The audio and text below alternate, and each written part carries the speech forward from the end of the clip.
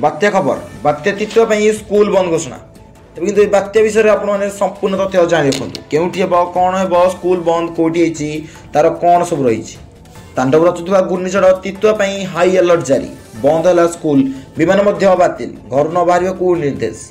हाँ आज्ञा दक्षिण भारत में आउ एक झड़ स्थलभाग छुईवाक जाऊँगी एथर घूर्णिझड़ तित्वा एवं चिंतार कारण श्रीलंका को ध्वंस कराया झड़ भारतर 4टी राज्य को छुईवाक जाऊँगी एने हाई अलर्ट जारी कर दक्षिण पूर्व एशियार 3टी देश बन्या द्वारा संपूर्ण क्षतिग्रस्त हो सारी थाईलैंड और इंडोनेशिया रे मध्य विपर्यय सृष्टि करिछि। थाईलैंड इंडोनेशिया और श्रीलंका अंतर्भुक्त जोंठारे मुसलपात और बन्या 500 रु अधिक लोक जीवन जाइए 50 लाख रु अधिक लोक रास्तार फसी रही नवेम्बर मास शेष होगा जाऊँगी किंतु पागर प्रकोप कमिबार कौन संकेत देखा जाऊना भारत राज्य मान आड़ को मुहाऊँची झड़। हाँ आज्ञा श्रीलंकार अति कम 123 जनकर मृत्यु पर घूर्णिझड़ एवं दक्षिण भारत आड़ को मुहाई।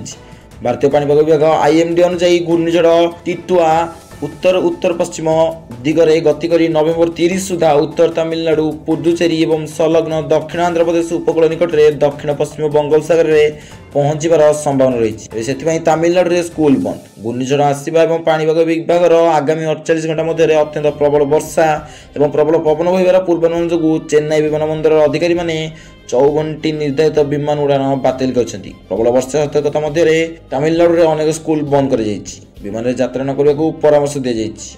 आज्ञा विमान प्रस्थान एवं आगमन उभय बातिल कर विमान कंपनी गुड़ी यात्री मान शेष मुहूर्त विमान बंदर को यात्रा न करने को परामर्श देते। घूर्णिझड़ पवन एवं प्रबल वर्षा द्वारा सृष्टि होता विपदर आकलन करने निष्पत्ति निया विमान बंदर अधिकारी मैंने कहते। भारत श्रीलंका को साहाय्य कर नियोजित अच्छी समय घूर्णिझड़ तित्वा द्वारा होता